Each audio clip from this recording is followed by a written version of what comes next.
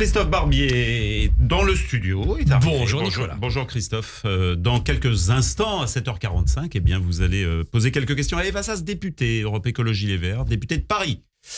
Mais tout de suite alors, le garçon qui va tenter en ce jour de Yom HaZikaron de nous faire rire. Bon courage, vieux.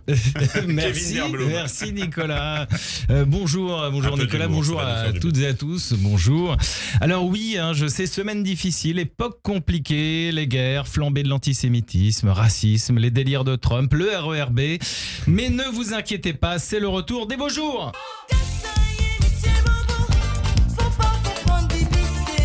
C'est une musique de circonstance. Eh oui, calmez-vous Christophe, remettez votre chemise, c'est une émission sérieuse ici. Oui, le soleil nous fait oublier nos malheurs et nos petits tracas quotidiens, car faut se l'avouer, tout est beaucoup plus sympa quand il fait beau. Ah bon, mais vous avez des exemples, Kevin ?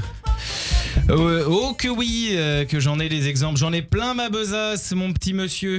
Pardon, excusez-moi, c'est l'arrivée des beaux jours, ça me rend heureux, ça me fait parler comme un vendeur de fruits au marché.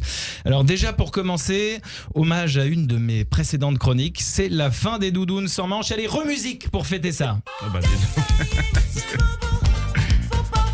vous avez payé des droits là. Eh oui, c'est la fin de cette hérésie vestimentaire.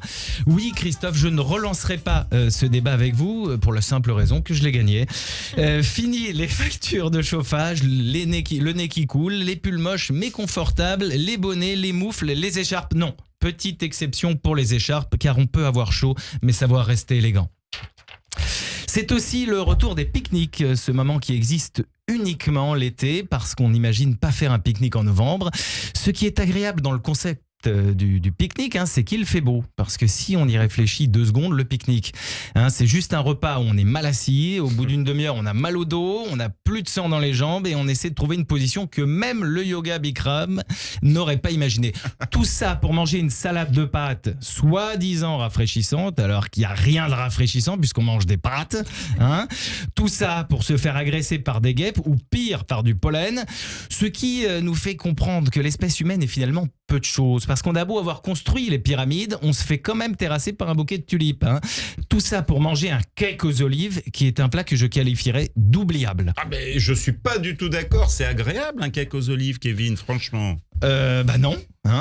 Parce que oui, personne ne s'est jamais levé avec une folle envie de cake aux olives. Il faut arrêter de se mentir. Personne ne commanderait un cake aux olives dans un restaurant. J'irais même plus loin. Personne ne payerait pour un cake aux olives.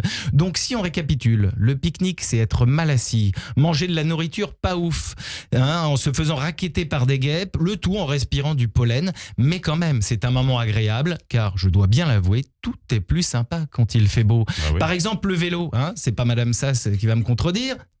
Se déplacer en vélo quand il fait beau, c'est agréable, mais l'hiver, on est vraiment sur un acte militant, Christophe. De toute façon, tout est plus nul en hiver. Même l'été, on se raconte nos pires anecdotes de l'hiver. Oh là là, il fait froid jusqu'à fin mars, j'ai eu la gastro en novembre. C'est qui déjà le Premier ministre maintenant ? Toutes les histoires horribles se passent en hiver. C'est d'ailleurs pour ça qu'on appelle ça les faits d'hiver. Les légumes d'hiver sont beaucoup plus décevants que les légumes d'été. Bah oui, l'été, on a la tomate. Alors oui, je sais, c'est un fruit. Oui. Le poivron, l'asperge. Il y a un côté samba de Janeiro. La.